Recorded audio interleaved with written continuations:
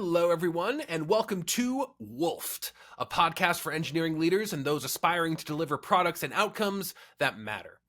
I'm your host, Christopher Cohen, and today I'm excited to speak with Shawn Meyer. That's the Senior Director of Engineering at Okta, and I'm going to speak with him about how he found his way to the world of identity protection and cybersecurity engineering.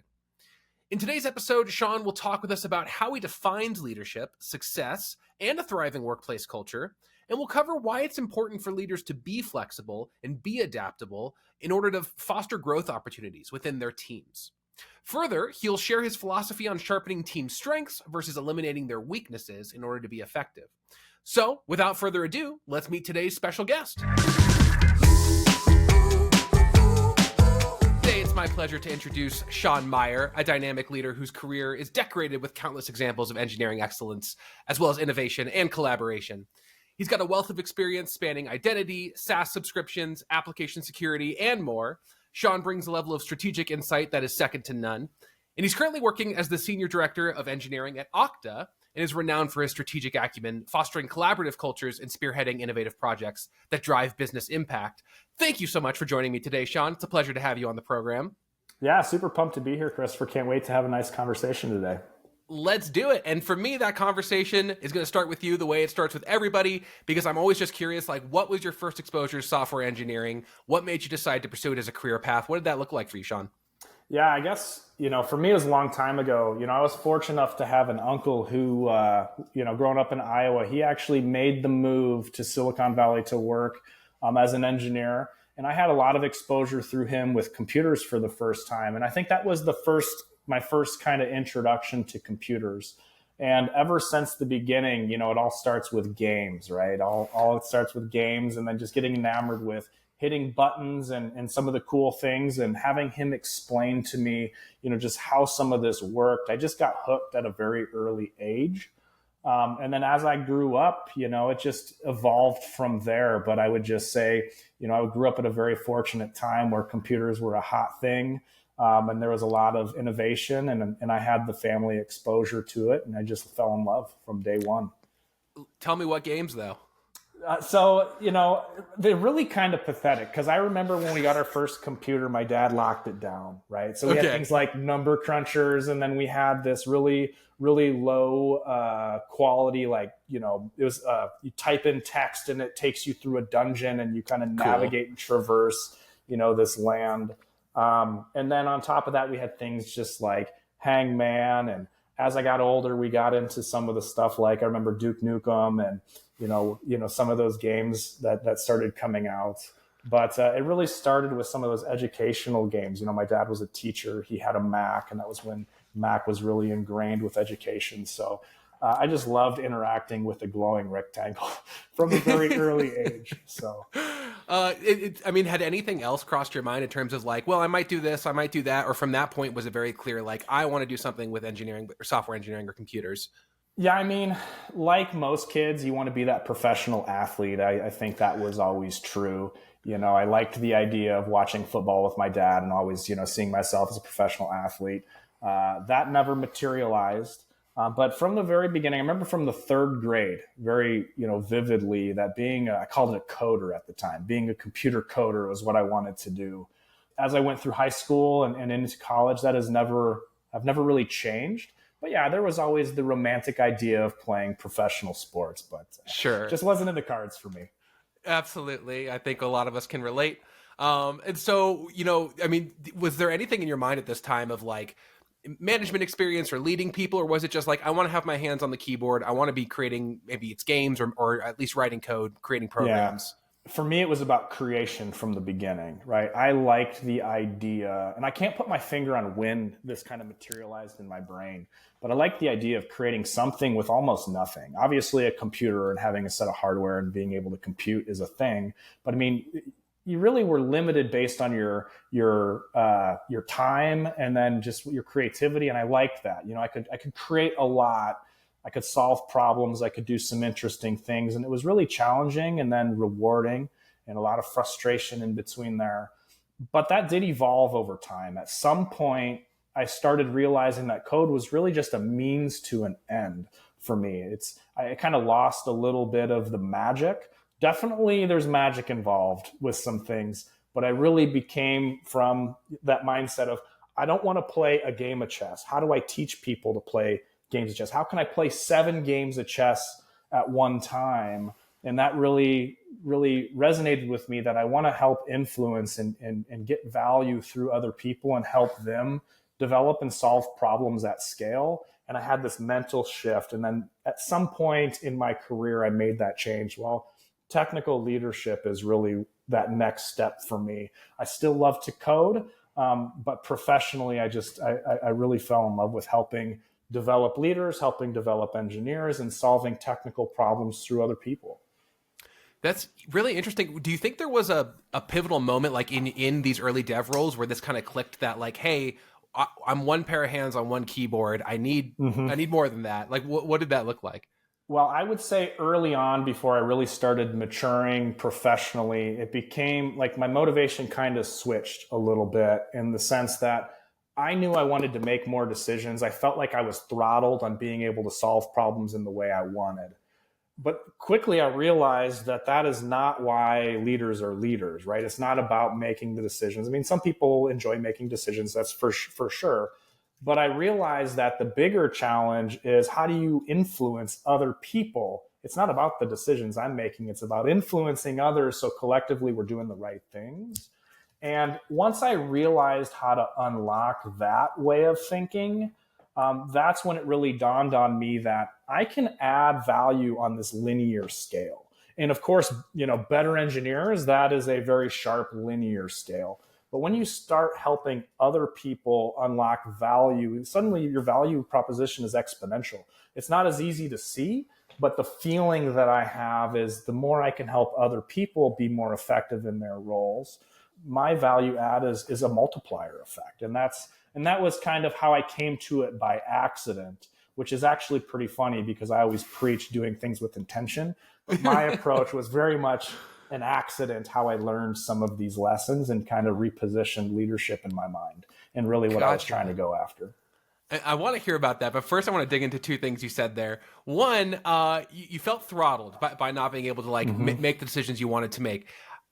Do you feel as a leader that that's always stayed with you, and a certain amount of freedom and ownership is important for those that are on your teams, that they can feel that way? Or is it more that as you've stepped into leadership roles, you realize why we throttle? Like what does that actually end up? I think there's good throttling, and then I think there's, maybe the organization isn't ready to adopt certain things. And you have to understand that a good portion of my career, people were doing digital transformation, right? So adoption of cloud and moving out of a data center in your organizational building or somewhere. So I think my experience was very much, when I was an earlier developer, there were companies it took an act of Congress to make certain changes, because change was hard, change was different. And then there were companies that were more on that forward edge. So for me, it was just finding the right balance from an organizational perspective that lined up with how I wanted to operate. That being said, I think it's important that there are some level of throttling in place. As an engineering leader, we don't just pull in cool technologies because they're cool. Sometimes we want to, but it's about solving problems effectively. It's about experimentation. It's about trying innovative things, all of those things. But also on the individual side, I think in hindsight that maybe there were moments where I wasn't ready to sprint as fast as I wanted to sprint. And there was that wisdom voice, or that wise voice in the room throttling me a little bit. And sometimes you can't operate with the autonomy you want, because you're just not ready. So it's really finding the right balance situationally for every person, but also what's right organizationally for the company as well. So every company has its own unique business constraints. Was there a way that your managers approached that with you, in terms of showing you the intelligent design behind how they were keeping you in check, and how has that changed how you approach it with your direct reports? Yeah, I've been really lucky to have some good leaders, and even to this day, I mean, foundationally, I've learned so much along the way, and my maturity has ramped up simply because of the people that have shared their advice. I'm not saying I've agreed at every step, but there is a nugget to learn in almost every situation I've been in. And I would say, for me personally, I think the best managers that I've had taught me one simple thing. get the people right first before the problem. Right. And I was that person that they were trying to figure out what my motivations were, how to best utilize me. And then just trying to find the right set of circumstances for me. And then based on what I was ready for, I was put in a situation to try to stretch and make decisions that I hadn't made before, or put me in a situation to do a POC and push something. So I would just say that really enabling, the right set of circumstances for me to thrive, but also being very clear with me when, hey, maybe it's not the right time to do this, and articulate why.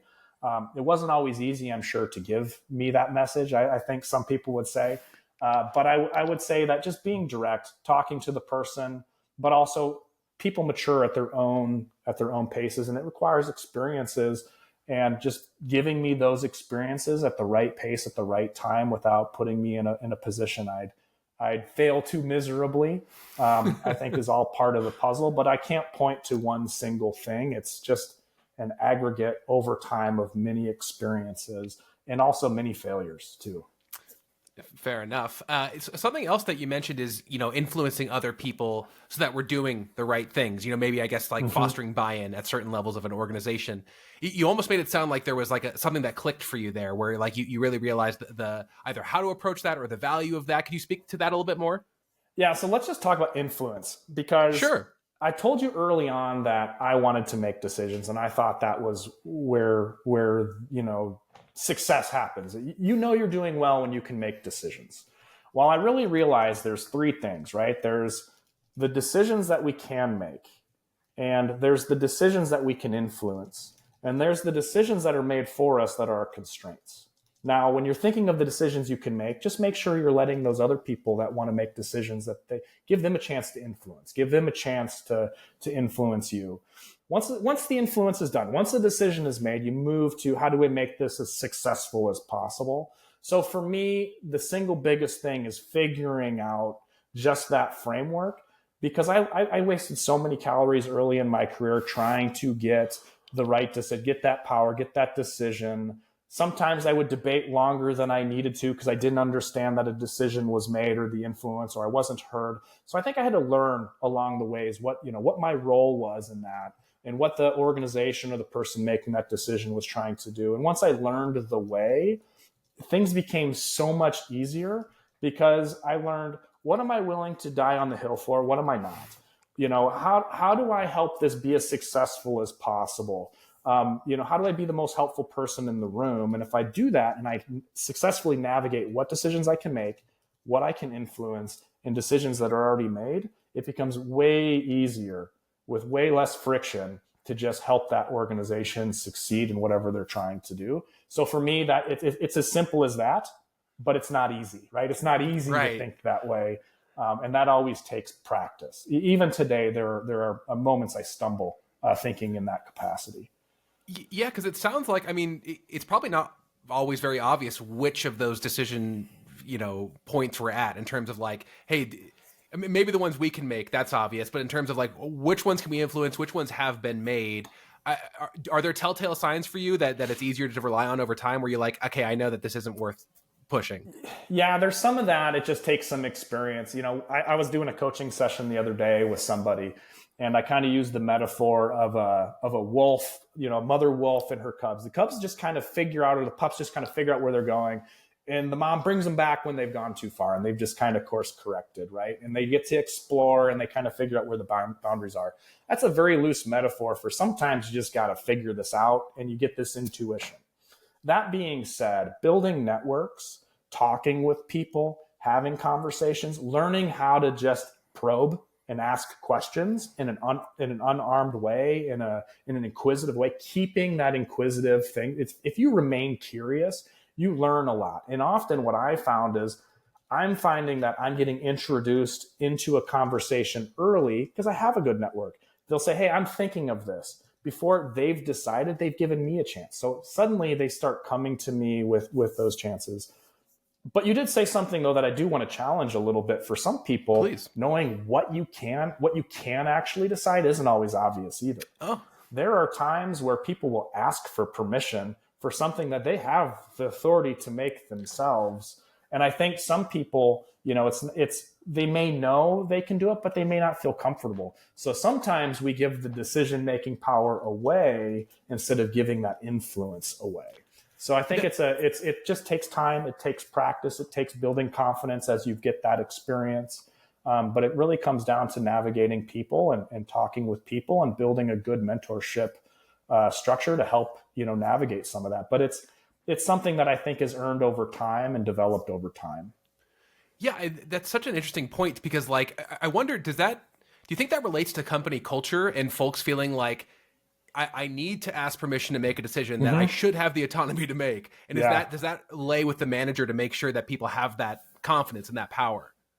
Yeah, it certainly is. I think, it can be company culture. It could be the previous company one worked for. It could be just a bad manager. It could be, for good reason, a good manager operating in this way because your teams are, more siloed by nature. I mean, there could be a lot of different reasons for it. It could be just a new manager just exploring something for the very first time and they don't want to do a bad job, right? And they're afraid, or, they're indecisive. There could be a million reasons for it. But what good managers do is they work the people first, not the problem. And what I mean by that is coach your people. Give them the right opportunities, the right size. Don't let them take too big of a bite, but don't be afraid to stretch them. Create opportunities for them to fail. And really, when I use the term failure, just so we're clear, the only real failure is not learning from a mistake. But in this case, I'm just talking about, we didn't get the outcome we wanted, right? Sure. So... Absolutely. Yeah. And that plays right into what I was going to ask you next, which is that, we're talking a lot about fostering buy-in up, but of course it's only one direction, right? Because we've got to be able to foster buy-in down as well. And it sounds like when you have this approach of like people first, then problem, that is very much in line with that. Yeah. Yeah. And, people first is an important thing, but I will say, you talk about fostering buy-in. I read a book a while back. I think everybody read this book. It's The $1 Trillion Coach. And there's a nugget in there that I think is really interesting, and it's about mediocrity, and it's something, I'm going to butcher this, but it's something along the lines of, we don't seek consensus, right? The idea is if you seek unanimous consent, you're going to get a mediocre idea. And sometimes great ideas have, everybody agrees. But I think the idea is finding the right idea. And instead of seeking buy-in, fostering that culture that people can support things that aren't their idea, but explaining why we're trying to do something and what we're trying to do. And if you've built that culture where you've shared this information, we're not trying to change people's perception or ideas. We're just trying to give them data, but know that we have a team of professionals that will help do whatever we can to make that as successful as possible. Because if we're constantly pursuing consensus, decisions take longer. It's going to be really hard to change everyone's mind on certain things, and not everybody will have all of the facts, and nor can we always share all the facts. So sometimes we just have to build that culture of this is why we're doing it. This is what we have to do. We have that trust that this is the decision. Now let's figure out how to make that as successful as possible. And it sounds like if you've got a culture where, kind of like you mentioned earlier, remaining curious is an important value, and kind of staying open, that probably is a much easier conversation.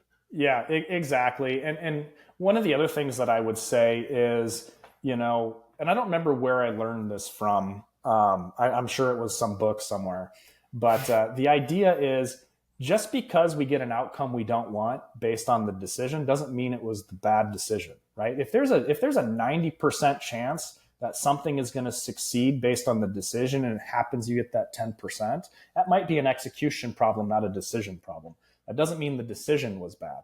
Likewise, if there's a 20% chance that this is going to work and you choose that and it happens to work, it doesn't mean the decision's good. It just could mean you got lucky or there's good execution. So I think what I try to tell people is, look, based on what we know, this is the best decision that I think. I hear you. I really do. This is what I think we need to do based on all the feedback. The only way we can really have a real shot at this is if we're all in it together to make this successful. And if you take the time to build that trust, to have that team, you go through the data points, I think that is enough to give you a better chance at success and the results you want. And it sure beats an average idea because it appeases everyone just enough to pass it. Right. Such a great point. To pivot a little bit, you had mentioned earlier about having to grow very rapidly as a leader. Could you talk a little bit about like the challenges you faced during that growth phase, and also maybe how that's affected your leadership style? Yeah, look, I'm going to be honest with you. A few years ago, I was not a senior director. I wasn't even a director. I think if you look at the last 5 years, 5, 6 years, I've gone from, engineering manager to senior director in a very rapid clip. And I attribute that to working in a fast growing company.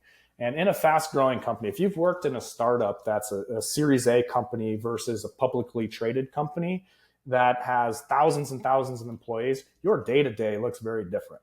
Your goals as an organization look very different, right? But if you think of looking at a company that's Series A to a publicly traded, 10,000, 20,000 person company, and you condense that growth over the period of 7 years, and you maintain a leadership role in that, your day-to-day changes. The things you think about change, the problems you face, what the business wants, it changes. And what I learned is to be very adaptable.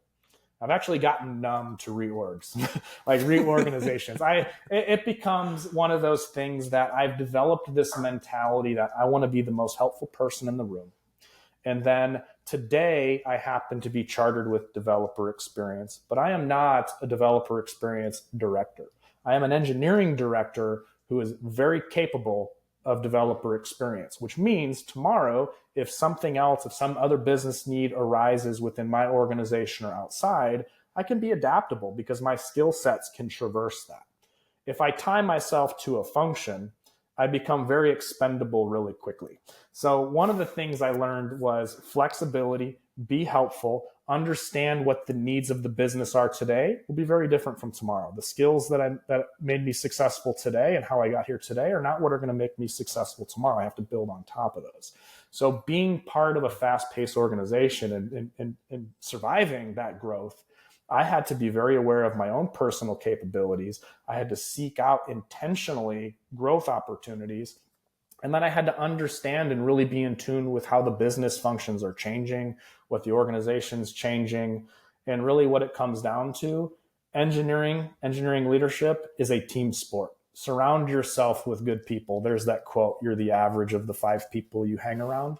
Find good people so your average is good, right? To sum it up at a very high level. But also, I will say, and this is another quote, and this quote's the wrong term, but this is another nugget from that $1 trillion coach. Mm-hmm.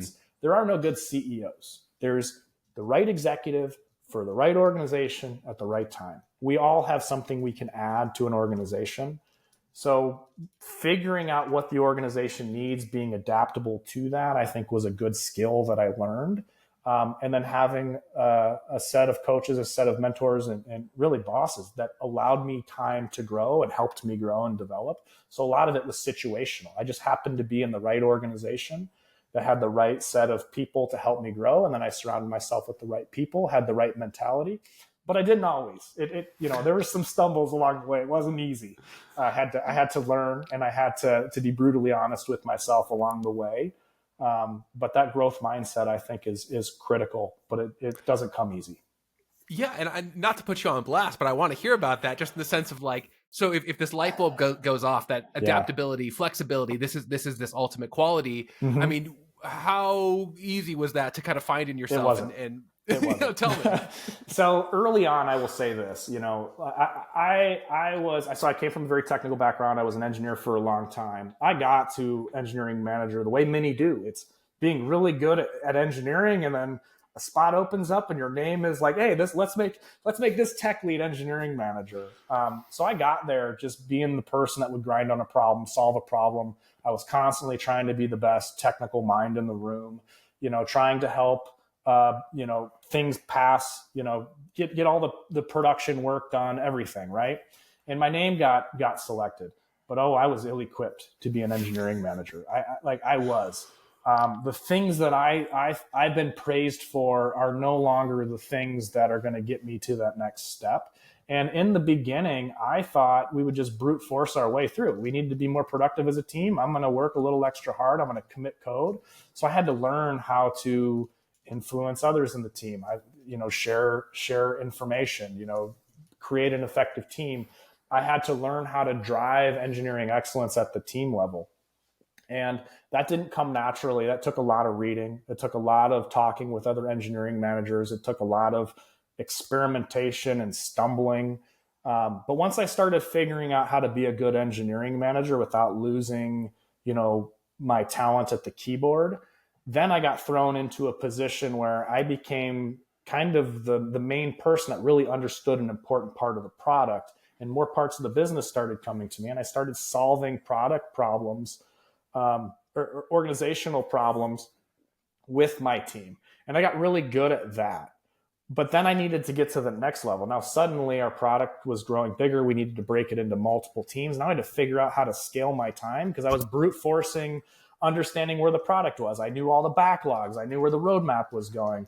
But now I had to figure out how to do that on 2 teams without being in the day-to-day. So it really was an exercise of stop brute forcing, build frameworks, build processes, and then build and bake that into the team and learn to let go.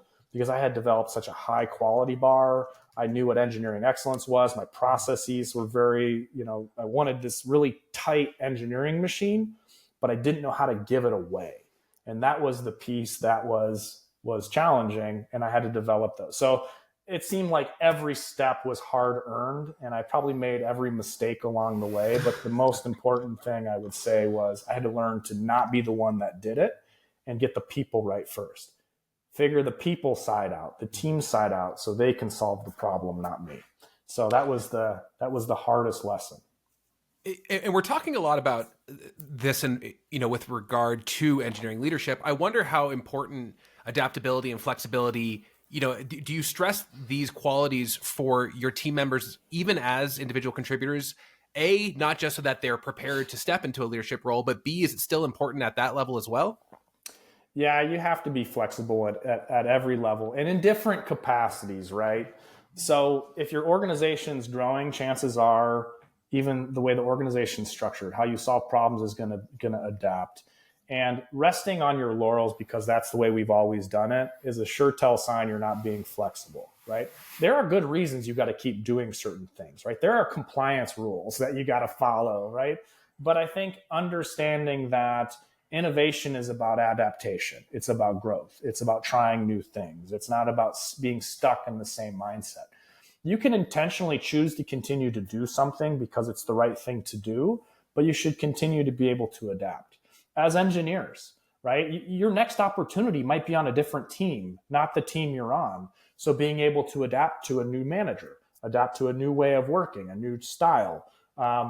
Same thing with managers. The next senior director role might be on a different organization. You might be going from platform to product engineering.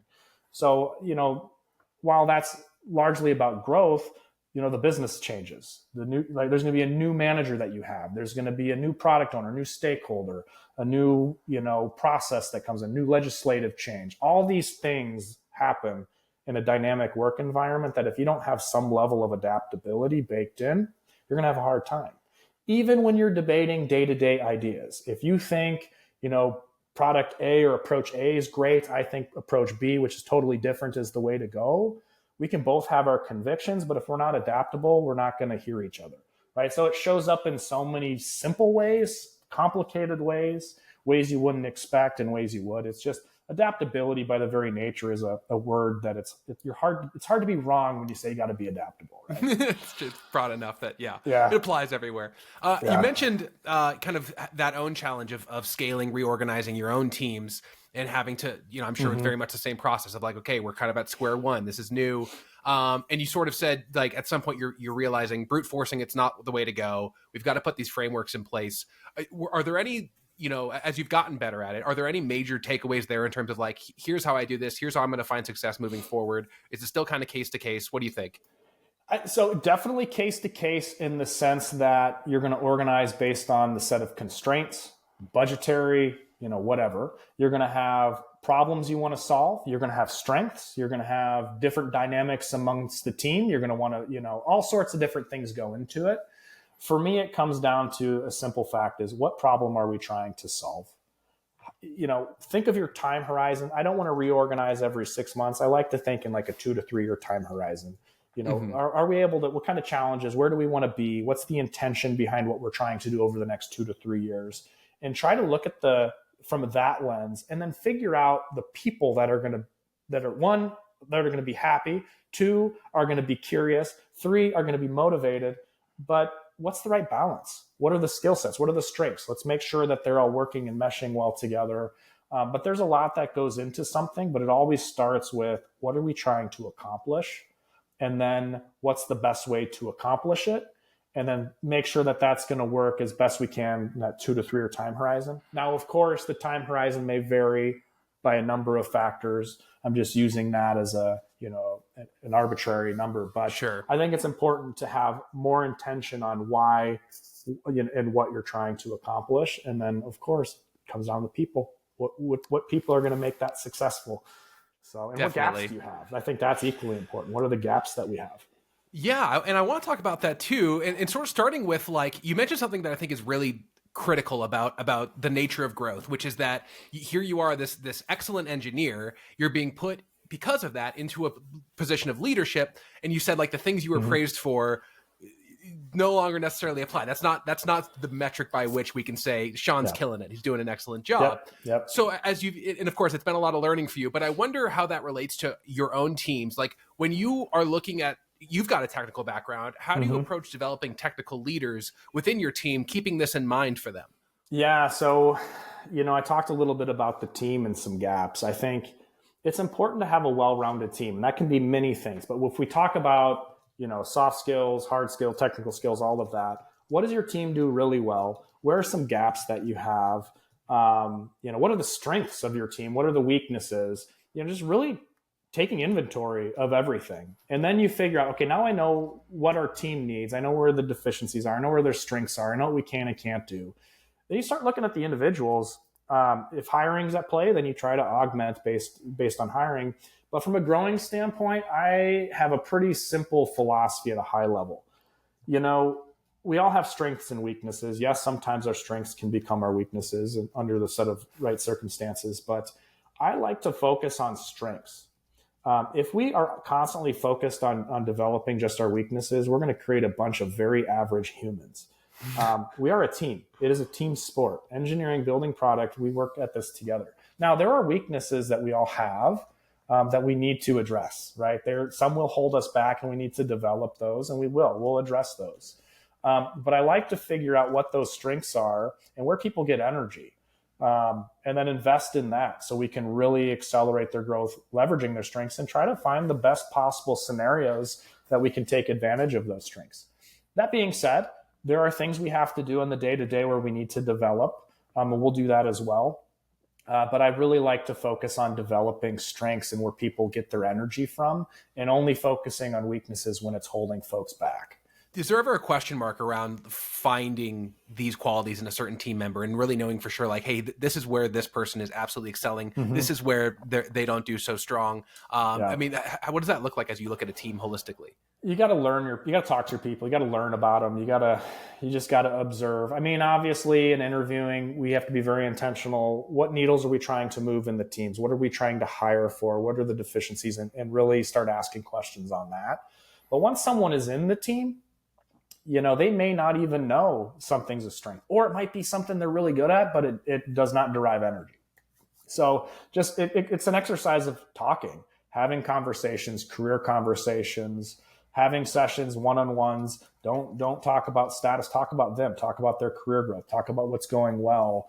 And if you spend any time with your team and you let them work on things and you give them the right opportunities, these things become very obvious. There are some moments where not so obvious for sure, but it's one of those things that when you spend time, just like with the people you know what they're good at, what they're not, and they develop those, and they're not afraid sometimes to tell you. So just have those conversations, talk to them, give them opportunities, let them explore. And there are people that will need time to uncover. They might have not even tried a skill. So giving them opportunity to explore. But really, it's something that is developed a little over time. There's some things I think that are pretty obvious in talking with some folks, and there's some things that are less obvious. It really depends on the skill. But you just got to talk to people. You got to give them opportunities, and you got to play an intentional role in their development. Yeah, I mean, you're really hitting on the importance of, like, creating a fairly safe space for growth within an org, letting people take risks. I mean, do you find that by giving people that autonomy, that's really where they do get a chance to shine and really show you what they're great at? Yes, but I would caution the word autonomy and empowerment are challenging because it can mean so many things. And the idea, Christopher, is not to just give someone autonomy. The idea is to give them enough to help them grow, give them enough for what they're ready for, maybe a little bit more. But if you give someone too much autonomy, it could hurt them. It could slow development. It could impede it. It could cause team challenges. So it's really trying to calibrate the right level of autonomy, the right level of empowerment, based on a few things, based on what the person's ready for, based on the consequences if we get this wrong, right? There are some things that, this is not the thing to experiment on. The consequences are too great.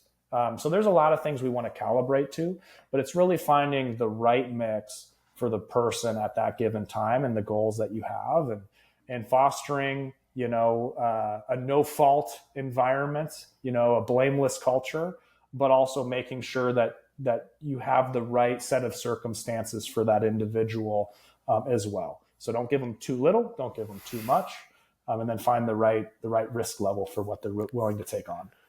Gotcha. Yeah. And so we've, as we said, you come from a technical background. We're talking a lot about like fostering growth for technical team members. But on the flip side, like, I know before we were recording, you mentioned to me bringing in individuals from diverse backgrounds other than the tech space. Yeah. So I wonder the trade-offs there are really how you view the value of these like non-traditional paths in tech and maybe their unique perspectives they're bringing to the table. What do you think? Yeah, non-traditional paths to tech, there's a lot of them, right? And they're more common than I think some people realize. One of the best engineers I know today came from an accounting background.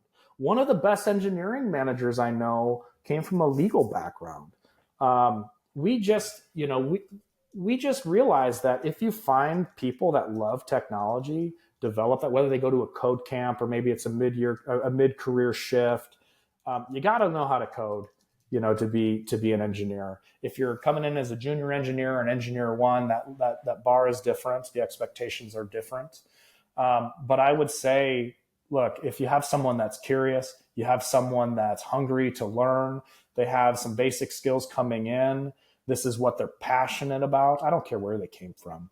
To find the best humans, we need to reach everyone.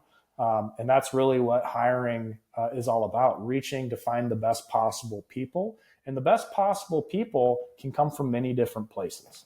So as far as I'm concerned, whether it's a traditional computer science background, maybe a 2-year degree in software engineering, or you're coming from a 6-week code camp, there's an opportunity for many people. And if they have the right mindset, they want to learn, they're curious, they have a lot of soft skills that are in tune with what we need in product development, yeah, bring them on. They're going to do great. I wonder if you've had particular experience with your own managers. Like, was there a difference between a technical manager and a non-technical manager? How obvious was that versus how did that affect how they ran your teams? Yeah, I would say, even from a technical manager, you can have a manager who has a technical background, and once they hit manager, they kind of back away from the keyboard, and over time that decays. There's entropy there, right? But I will say, though, I've seen engineering managers who have never written a line of code professionally as an engineer, and they have a different approach. They have a different set of skill sets. That doesn't mean they're not technical, right? So I just want to be clear on that. They can understand how software is built. They can understand how to get the most and develop people. They may not know the framework as well as you do. They may not know how to write in that language. They may never have written any code. But if they understand how software works, they do all that, they learn all of this, they're going to approach it with their style. I will say, I don't want to speak in generalities because I can see exceptions and everything. But if you have a technical manager coming in, they're going to approach it very differently because it's what they know. It's their experiences, and they will learn. They will adapt. Or they will find, that they don't like it and they go backwards. So I will say that people will lean on the skills that they have, and they will try to develop the skills that they need so they're not impeded. But again, it goes back to that conversation I had about strengths. Some people will try to develop all their weaknesses and they'll become a very average manager, right? Some people will lean on their strengths and develop those and use those, and they will figure out what's holding them back, and they will invest in that so it's not holding them back, and they will contribute in a very special way based on their skill set.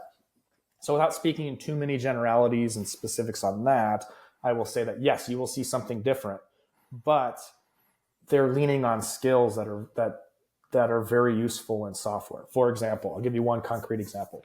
Please. One of the best engineering managers that I had was never a developer in terms of they weren't in product engineering. They weren't in that. They came from QA.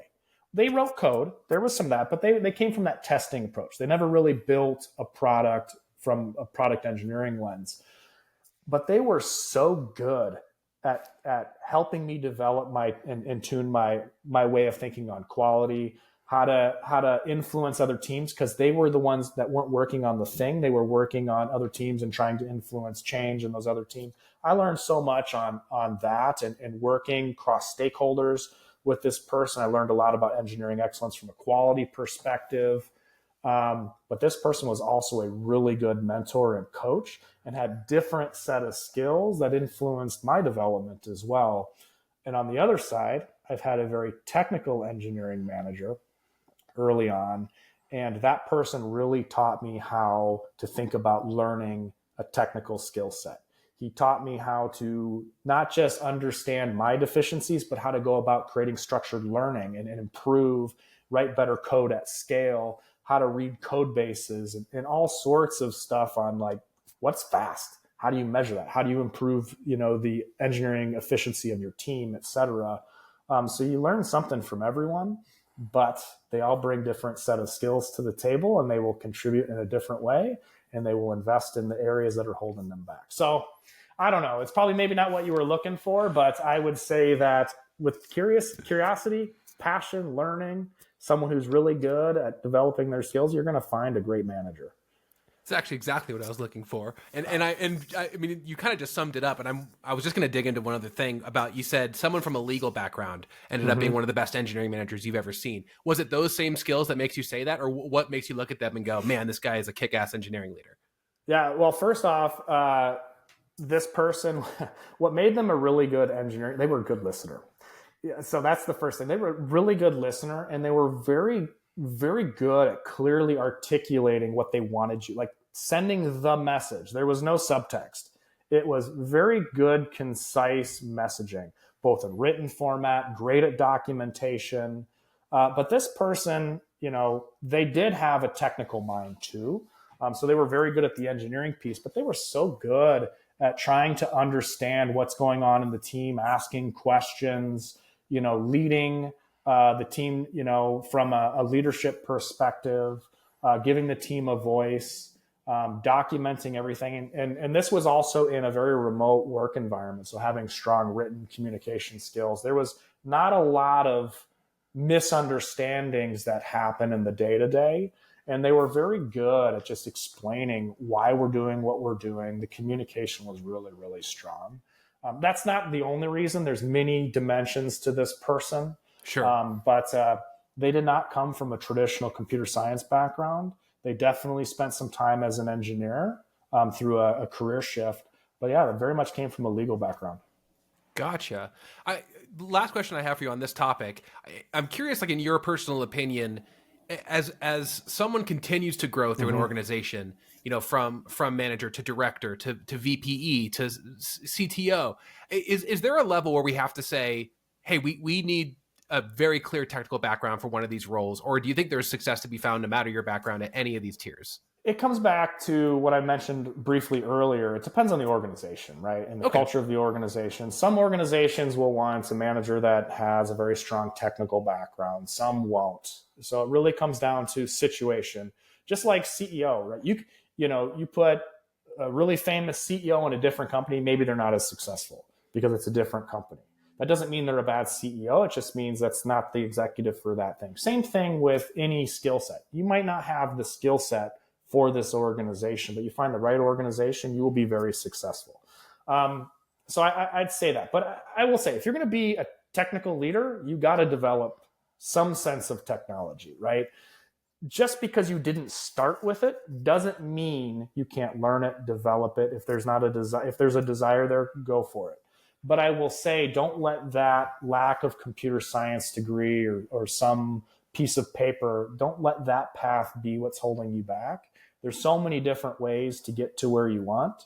But some ways are a little easier than others, but it's very much situational. Different roles will certainly, if you're a chief technology officer, you're going to have a certain technology skill set that maybe even some engineers don't have. It's a different technology skill set. So yeah, there's going to be some bar for technology at every level. You're going to have to develop that. And that fits in one of the categories of, okay, this is a weakness that's going to hold me back. Develop that weakness.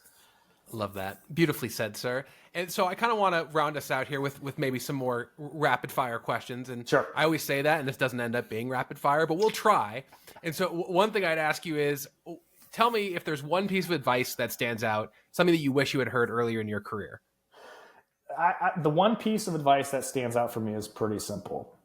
The team is the most precious thing that you have. You can't be successful without the team. And no one person, yourself included, is more important than the team. So it's the aggregate. And I'm sure like you've mentioned a little bit about like having the right hiring processes in place, attracting the right people. Can you speak to a couple of the ways you found success when it comes to it's a very competitive market, obviously. How do you get the right individuals in front of you? How do you make that position appealing for the right person? Some organizations make it easier. Working at some organizations make it easier. So I will fully acknowledge if you work at the right organization, it's going to be easier. The people that you have on your team, their networks, you're not going to get more trusted recommendations than that network. So surround yourself with good people. Also, there's a lot that we can do as leaders in our networks. Go talk to the people in your area. So for me, talk to developers. I'm in charge of developer experience. Got to talk to developers. Spending time out there. We happen to have lots of opportunities to find good recruiters. A lot of organizations have recruiters. They do a lot. Spending time on LinkedIn and reaching out to people. There's many different ways to do that. But I would say develop your network, because the network that you have is going to be extremely precious. And the higher you go up in this organization or whatever organization you're in, you're higher in your career ladder, that network is a major asset. And that's going to be a big source of a lot of the people that you bring in, and they'll bring in people. Another one I've got for you. Can you tell me maybe, is there a personal habit? Is there a routine that's part of your day-to-day that you think has contributed to your success? Self-care. Tell me about it. What does that mean for you? Gotta have self-care. So for me, what that means is it's so easy to get up in the morning and sit at my machine and start doing work. I'm constantly reminded that, hey, I go to the gym, go for a run, go read a book. One of the things I love doing in the morning is I'll go to the gym. After the gym, I stop at my favorite coffee shop. During that entire thing, I'm listening to Audible or different podcasts, etc. Grab my cold brew. I like nitro cold brew with some oat milk in it, and then disconnect. You got to find time to disconnect. Those are the routines that allow me to bring me every day. Now, not every day I'm there 100%. I'm not crazy. But without those basic ceremonies, it's really hard to show up, all in as much as you have to. You mentioned listening to Audible. I'm curious what you listen to. Yeah, there's a number of them. So I just bought 5 credits, and I've spent 2 of them already. I mentioned the $1 Trillion Coach. I listened to that not too long ago. I've got The Hard Thing About Hard Things queued up. I bought this book on emotional intelligence. So it goes into some of the science behind emotional intelligence. It's a very long book. It's super dry. It's not for everyone. I started listening to that and really trying to understand some of the ways to develop it and improve upon it, et cetera. And then I would say one more book that is, I don't know how old it is, but I know it's been out there a while, that I absolutely love, and it's Turning the Ship Around.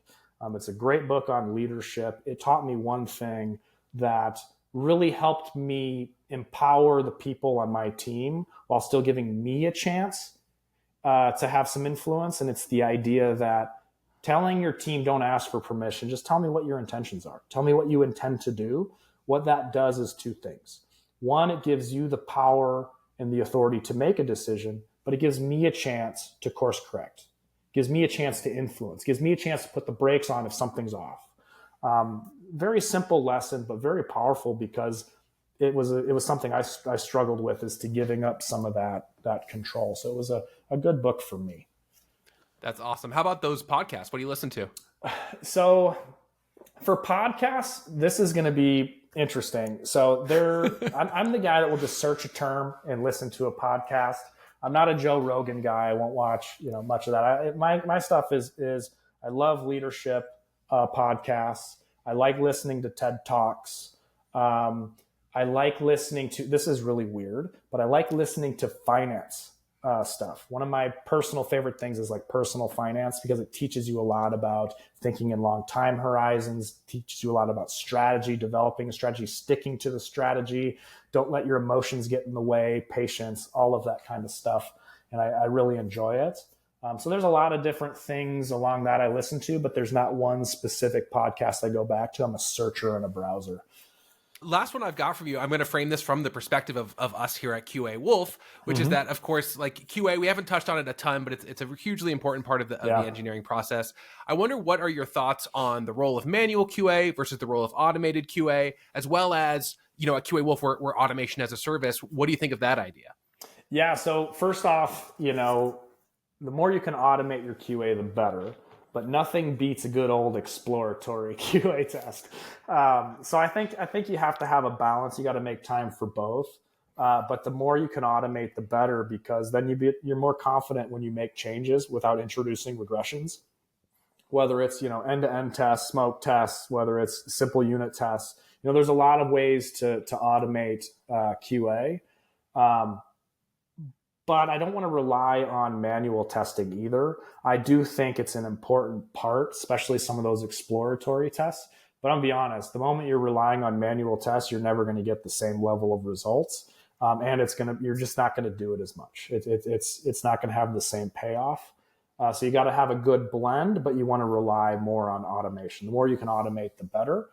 That being said, some things are tough to automate, without it being flaky or without it being brittle to change. So there's some real costs sometimes associated with automation, but not nearly as much as associated with manual continual QA.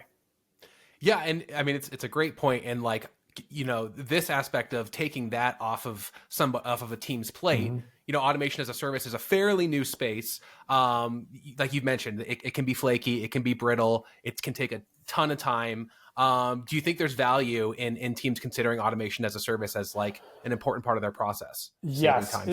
So here's the thing, right? Here's the thing. I don't care what you're selling. Like, if you're building something for developers to make product, whether it's identity, whether it's QA, whether it's something else, those are all important tasks. The question you always have to ask is buy versus build, right? So it's one of those things that the more time I can spend building the product that I have, and I feel confident in the quality, the output, all of that, why not consider it? It's as simple as that for me. Now, budgets, RFPs, sales cycles, none of that's simple. But the idea of it, I think, is always interesting. If there's a value in this product and you don't have to do it yourself, it allows you to have value, and it allows you to invest more time into what brings your customers value. Look at it. Take a look. Wonderful. Well, that's all I've got for you, Shawn. I cannot tell you how much it means that you took some time to talk with us today. I really, really appreciate it. It's been amazing having you on. Yeah, it was a good conversation. I had a great time as well. Thanks for having me on. Our pleasure. Well, that's it, everybody. We're signing off from the den of Wolf here, where we navigate the wild terrain of engineering leadership. Keep forging ahead, everybody. And until next time, stay inspired, lead boldly.